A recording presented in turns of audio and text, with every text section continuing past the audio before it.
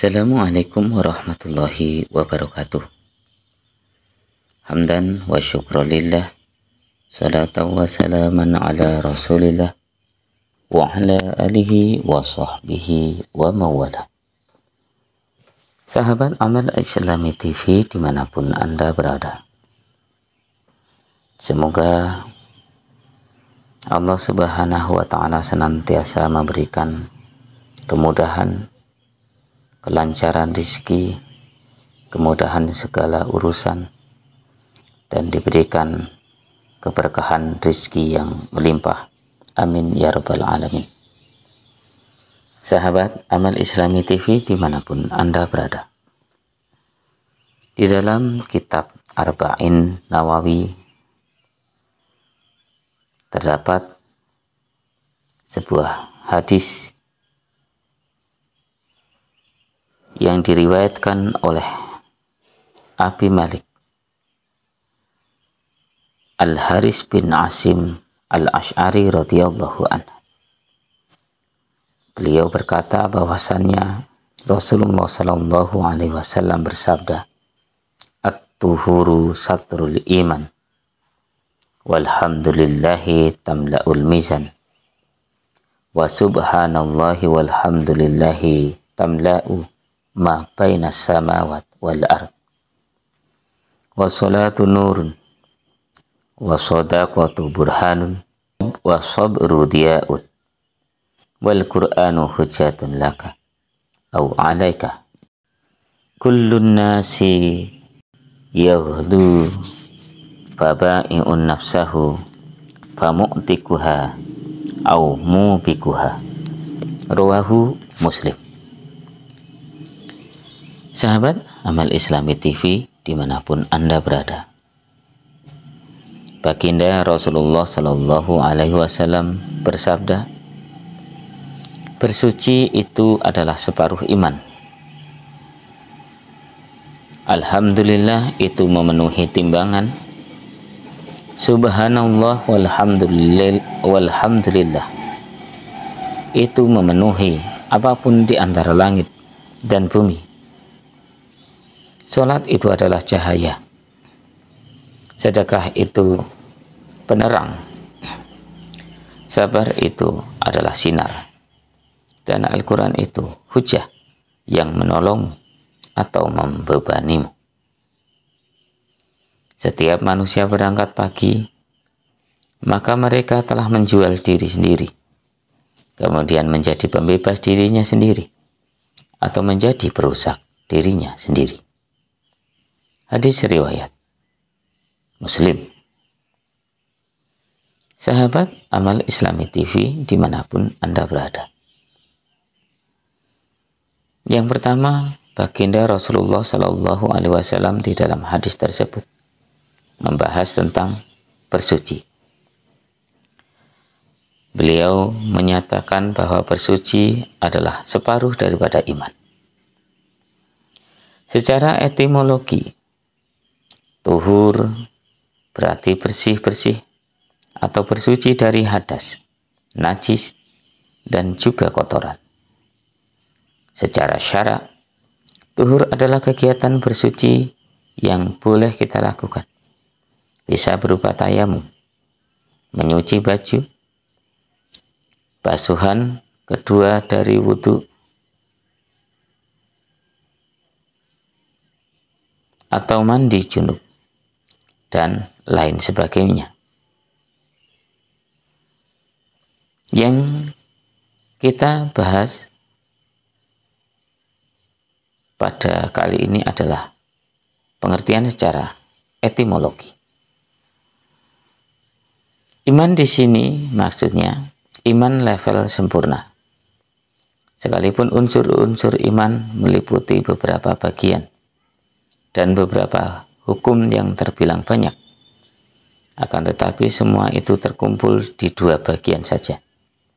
Yang pertama, yakni membersihkan dan menyucikan diri dari hal-hal yang harus kita hindari. Hal tersebut adalah semua bentuk larangan. Kedua, yakni terlibat atau berpartisipasi dalam hal-hal yang perlu terlibat di dalamnya. Hal tersebut adalah semua bentuk perintah. Pengertian tuhur secara etimologi, yakni membersihkan dan mensucikan, itu mencakup keseluruhan esensi.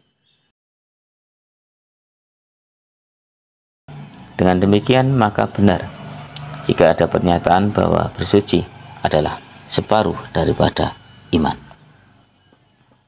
Selain itu, kegiatan toharoh dari aspek lain juga terbagi menjadi dua, toharoh wajib dan toharoh sunnah. Toharoh sunnah seperti mandi untuk sholat Jumat, mandi di hari raya, memperbaharui wudhu, dan semacamnya. Toharoh wajib terbagi lagi menjadi dua, yakni zahir dan juga batin.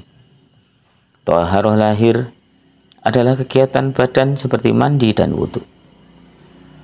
Kemudian toharoh batin adalah kegiatan hati dengan membersihkan jiwa, membersihkan batin dari sifat tercela seperti sombong, dengki, ria, bangga dengan diri sendiri, dan lain sebagainya. Sahabat Amal Islami TV dimanapun Anda berada. Kemudian yang kedua dari pernyataan hadis baginda Rasulullah SAW, matan hadis atau konten hadisnya membahas sebuah kalimat singkat, kalimat pendek, akan tetapi memiliki makna yang begitu berat, yaitu kalimat pujian Alhamdulillahirabbil alamin. Jenis huruf al di awal lafaz Alhamdulillah adalah jinsiyah. Ada banyak jenis al dengan nama dan fungsi berbeda. Dalam ilmu nahwu, fungsi al yang jinsiyah ini melingkupi seluruh makna yang terdapat dalam lafaz hamdun. Sekaligus perubahan bentuk lafaz dalam ilmu syaraf, maka makna lafaz menjadi semua jenis pujian, bukan pujian saja. Dengan begitu, seharusnya pahala yang akan pembacanya peroleh dapat memenuhi wadah timbangan amal baiknya kelak di akhirat. Itu pasti terrealisasi manakala dalam pelafatannya kita sertai rasa tunduk dan penghayatan makna mendalam. Sebab menisbatkan seluruh bentuk pujian kepada Allah Subhanahu wa Ta'ala, tentunya kumpulan pahala dari semua pujian itu akan memenuhi timbangan. Berdasarkan redaksi hadis ini, para ulama menjadikan dalil bahwa di akhirat akan ada penimbangan amal. Sahabat Amal Islami TV dimanapun Anda berada. Kemudian konten hadis berikutnya adalah membahas kalimat simpel bermakna luas. Kombinasi dua kalimat, yaitu subhanallah dan alhamdulillah. Terdapat tiga pandangan berbeda dari para ulama. Menurut yang pertama, masing-masing makna dari dua lafaz tersebut sama-sama memenuhi langit dan bumi. Lafaz hamdalah memenuhinya karena keluasan maknanya. Demikian pula lafaz tasbih, masing-masing memiliki level sama. Kedua, luas makna yang memenuhi ruang langit dan bumi adalah kesatuan makna dari dua makna lafaz. Maka lafaz hamdalah luasnya separuh alam semesta, dan luas lafaz tasbih juga separuh semesta, sehingga kedua lafaz ini memiliki makna seluas alam semesta. Dan yang ketiga, tasbih itu separuh wadah timbangan, hamdalah itu memenuhi timbangan. Artinya tasbih itu seperti pahala, separuh pahala hamdalah. Sahabat Amal Islami TV dimanapun Anda berada. Kemudian di dalam konten hadis tersebut, baginda Rasulullah SAW juga membahas tentang sholat. Beliau menyatakan bahwa sholat merupakan cahaya. Sholat secara keseluruhan mencakup syarat, rukun, sunnah, adab, berjamaah, keutamaan, waktu dan penyempurna lainnya dapat menjadi cahaya yang menerangi hati dan wajah pegiatnya ketika di dalam kubur hingga di akhir kiamat kelak. Sholat yang sempurna, zahir batin, adalah sumber ketenangan, sumber solusi dari permasalahan akhirat. Baginda Rasulullah SAW bersabda, barang siapa menjaga sholat, maka sholat akan menjadi cahaya, penerang, dan keberuntungan pada hari kiamat. Hadis riwayat Muslim. Sahabat Amal Islami TV dimanapun Anda berada. Kemudian pembahasan selanjutnya di dalam hadis tersebut, di dalam konten hadis tersebut, adalah tentang sedekah. Di dalam hadis tersebut disebutkan bahwa sedekah merupakan penerang.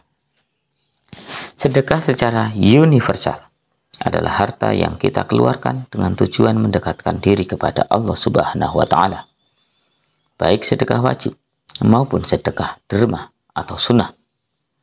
Burhan secara etimologi adalah hujah, dalil, bukti, atau sesuatu yang menerangkan, menjelaskan, membuktikan, memperkuat, dan semacam itu. Disebutkan bahwa sedekah itu burhan. Artinya, sedekah akan menjadi bukti yang menunjukkan kesempurnaan iman pelakunya. Dikatakan bahwa orang yang bersedekah pada hari kiamat akan dicap.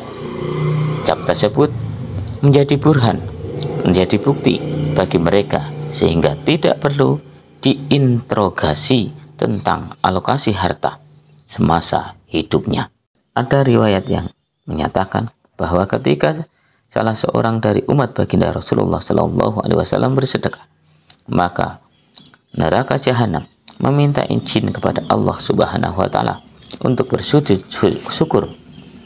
Hal itu sebagai ekspresi bahagia sebab terbebas darinya satu orang umat Nabi Muhammad Sallallahu Alaihi Wasallam.